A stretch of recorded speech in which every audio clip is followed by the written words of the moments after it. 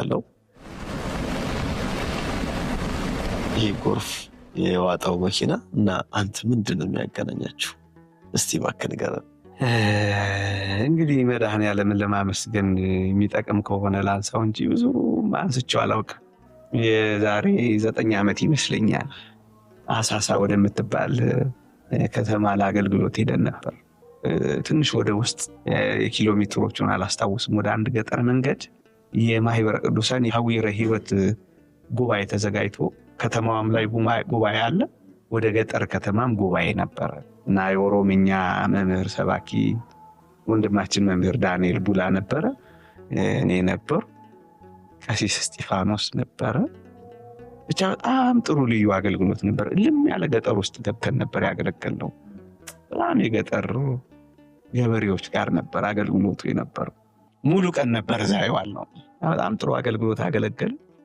ማታ ደግሞ ሄደን ለጊዜው ደብሩ ትዝ አይለኝም፣ ቅዱስ ገብርኤል ይሁን የእመቤታችን ደብር አሳሳ ላይ ብቻ አገለገል እና በማለዳ እኔ ስራ ነበረብኝና ከጥቂት አሁን ካልኩ ከጠቀስኩ ወንድሞች መካከል ቀሲስ ተስፋዬ ሚሊዮን፣ እኔ ቀሲስ እስጢፋኖስ እና አንድ ክራር ተጫዋች ለጊዜው ስሙንም አላስታውሰው 4 ሆነን ካልሄድን ብዬ ሌሎችም ነበሩ።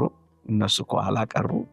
እኛ በሌሊት ተነስተን ጉዞ ጀመር እና ዴራ የምትባል አንዲት ወደ አዳማ መግቢያ ላይ ስንደርስ ካፊያ ነው ዝናቡ፣ ግን ከየት መጣ እንደሆነ ጎርፍ አናውቅም። በዚህ በውሃ ማስተላለፊያው ቱቦ ይሄዳል። በጣም ኃይለኛ ጎርፍ ነው እና እንደምታየው ማለት እና በጣም ነበር የሚፈጥነው። ግን የሚገርምህ አንድ ሁለት ነገር ልንገርህ እባክህ፣ ኦልሬዲ ካነሳው ካልቀረ እኔና ቀሲስ ተስፋዬ መምህር ተስፋዬ ጨዋታ ይዘን ጋቢና መግባት ፈልገን ስንሄድ ጋቢናው አንድ ሰው ብቻ ነው ያለው። እኛ ደግሞ ጨዋታ ጀምረናል፣ ለቤተክርስቲያን አገልግሎት ሌላ እያወራን ነው። አንድ ሰው ብቻ ነው ያለው ሲሉን ወደ ሁለተኛው ተሻገር አብረን መቀመጥ ስለፈለግ ወደ ሁለተኛውም ስንሄድ 3 ሰው ተቀምጧል። የሚይዘው 4 ነው፣ አንድ ሰው ብቻ ነው የሚቀር። አሁንም ይሄ ሊያስቀምጠን አልቻለም። ወይ እዚህና እዚህ ጫፍ ሆነን መቀመጥ ነው ያለብን፣ ጋቢና አንድ ሰው እዛ አንድ ሰው። ከዛ ከኋላ ዘማሪ እስጢፋኖስ እናንተ ደግሞ ወደ ኋላ ሆናችሁ አትቀመጡ ይለንና ወደ ኋላ ሄደን እንቀመጣለን። ቀሲስ ለብቻው እኔም ለብቻ ጥግ ያዝንና አልተመቸንም። ብቻ ጉዞ ጀመር እና ዴራ የምትባል ከተማ ጋር ሊደርስ ሲል ምን እንደነካው አይታወቅም። ፍሬን ያዘ ሾፌሩ፣ በጣም ልጅግር። መኪናዋ 3 ጊዜ መሽከርከር ጀመረች እና ተሽከርክሮ ያው የሆነ ቦታ ያቆማል ብለን ያሰብን። አንዴ ተሽከረከረ አላቆም እና እንጮሃለን። ግማሹ መድኃኔዓለም ይላል፣ እኔ መድኃኔዓለም በቃ እጠራለሁ፣ አምላከ ተክለ ሃይማኖት እንላለን። ግማሹ ሌላ ይላል። ወሰደና የምታየው ጎርፍ ላይ ጣለ። አሁን የምታየው መኪና 100 ሜትር ተጉዟል። 100 ሜትር ቢያንስ ጎርፉ አንቀሳቅሶት ጎርፉ ላይ ወስዶናል። በጣም ቀላል መኪና ነው። አዳማ ራሱ ዘንቦ ብዙ አደጋ አስከትሏል። ይሄ ጎርፍ ሌላ ቦታ ዘንቦ ነው ጎርፉ እዚህ የመጣው እንጂ የምናየው ካፊያ እና እያበቃለን እንደሆነ አውቀናል። መኪናው ውስጥ ጎርፉ እየተገፋን ነው የምንሄደው። ወዴት እንደምንሄድ አናውቅም። አምላካችን ሁላችንም እንጠራለን። ጎርፉ ብታምንም ባታምንም መኪናውን መግፋት ብቻ አይደለም፣ በሩን ሁሉ ይከፍተው ነበር። ረዳቱ ይዘጋዋል፣ ይከፍተዋል፣ ረዳቱ ይዘጋዋል፣ ይከፍተዋል። መቼ እንደምንሞት ነው እንጂ ያላወቅነው ይህ ሞትን እንደሆነ ገብቶናል።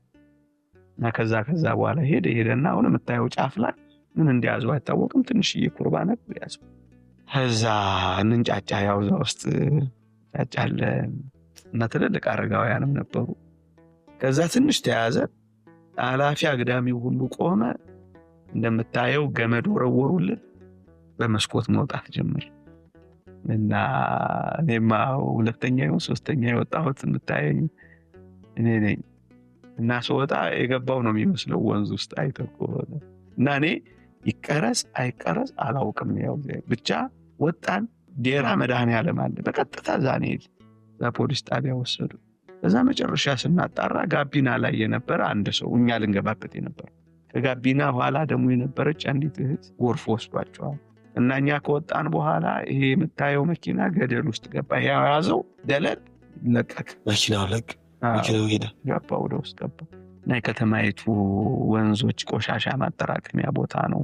እነዛ 2 ሰዎች እርቃናቸውን የተገኙት። በጣም ኃይለኛ ጎርፍ ነበር።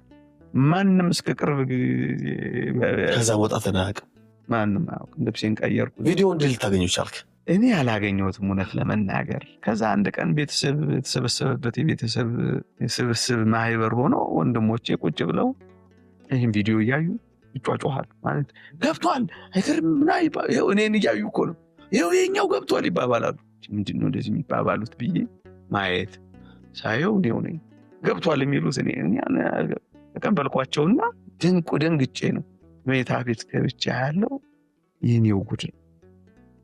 ከዛ ስቆይባቸው ተጠራጥረው በሩ ከፍተው ሲገቡ ራስነ ብለው መጮህ ጀመሩ። እውነትም እናቴ ወይ እህቴ ወይ ባለቤቴ በሚመጸውቱኝ ልብስ ነበርና ልብሶቼ በጣም የታወቁ ናቸው። ሹራብማ አንተ ነው ተባልኩ። ጥቂት ሰዎች ያወቁ ወንድሞቼ።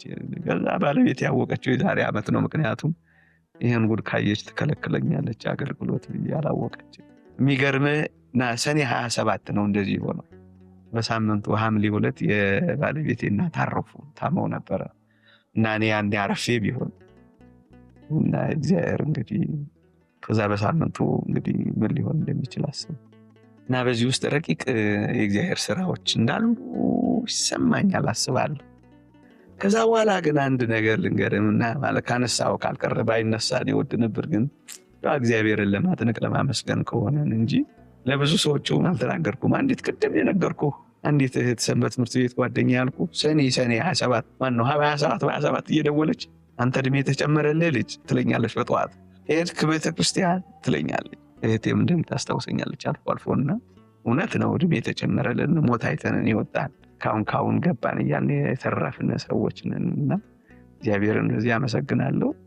ግን